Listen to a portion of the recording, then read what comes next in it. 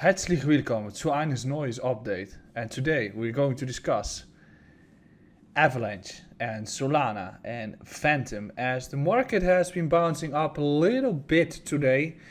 Also given the news on Evergrande, in which probably some more trouble is avoided at this stage. The slight corrective move has been seeing some heavy panic across the markets, while the entire market has been making some beautiful retests of some very obvious levels. So we're going to dive into that in this small update. Tomorrow, hopefully, I'll be back fully, so that's great. But for now, we're going to do this update without a camera for yes. So, if you're not subscribed yet to this YouTube channel, please subscribe beneath, and also do not forget to follow me on Twitter and Instagram. And finally, please like the YouTube update. That's helping me a lot.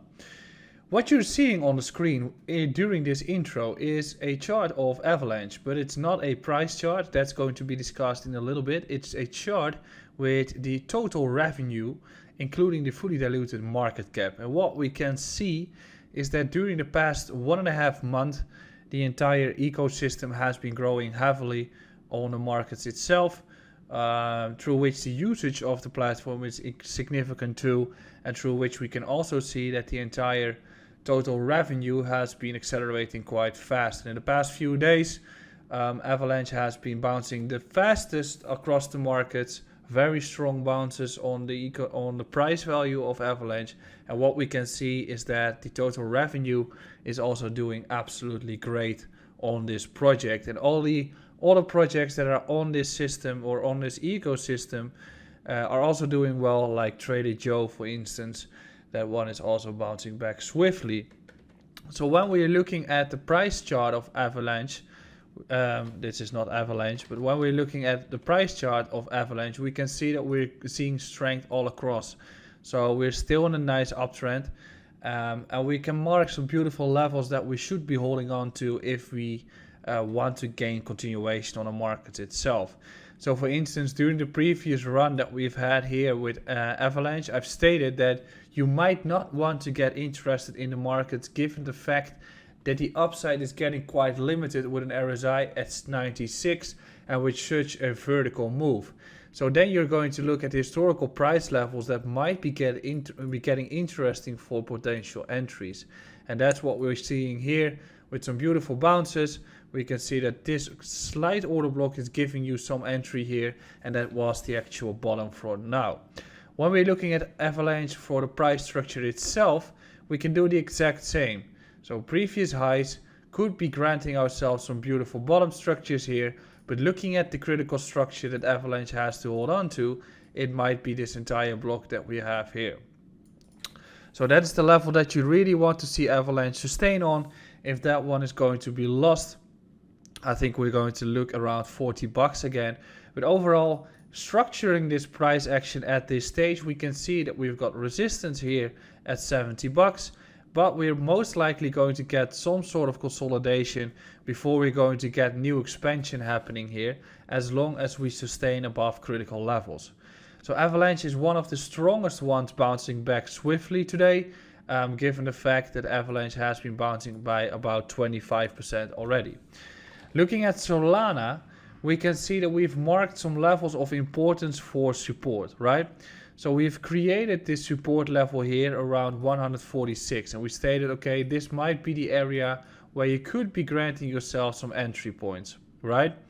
So that one got ourselves a bounce, but when you're looking at the daily time frame, you wanted to get into an area that is slightly lower.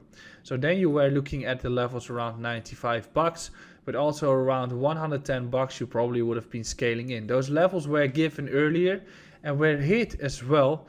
So that's granting ourselves some beautiful opportunities at this stage. So in the end, you always want to avoid FOMO overall at this stage, as retests almost always happen, especially when you're looking at previous price structures or corrections. You can see that we are getting some sort of sideways action before it starts to break out. So at this stage, we're getting a beautiful bounce on Solana. If we're looking back into, or we're zooming in a little bit for the structure itself, we can see that the support level is beautifully hit here. Critical level that it has to break through, and I'll just make it red instead of green, is this entire region here. So this region around $146 to $150 is the level that you really want to see it flip. Why? Well, we do see those bounces here for support. We do see it break back up, so I marked this level of a retest as a potential long entry if we would have been holding here. We see a beautiful bearish retest here, and we get all the way back, through which a higher low would grant here a continuation to the upside.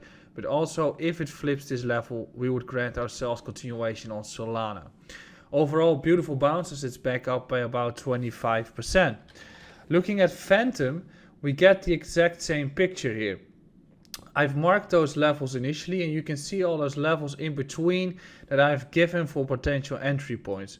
Beautiful entry point, beautiful bounce here as well. Some swift support resistance flips, and you can see that we've got rejection here that we are going to have to break through if we want to have continuation. Zooming out, previous high and this block here is granting us our new entry point. Yes, it's not optimally hit, so that's why you're always scaling in. But this daily candle will be covering the entire bearish candle of yesterday, and it's also facing a potential breakout to the upside. So what is the level that Phantom has to crack right now? That is the level that we have around $1.25. If that one is not going to flip, I think we're going to look at a potential corrective move towards $1.11, have some slight consolidation before we're going to see continuation of the markets in itself, and we get a retest around $1.45.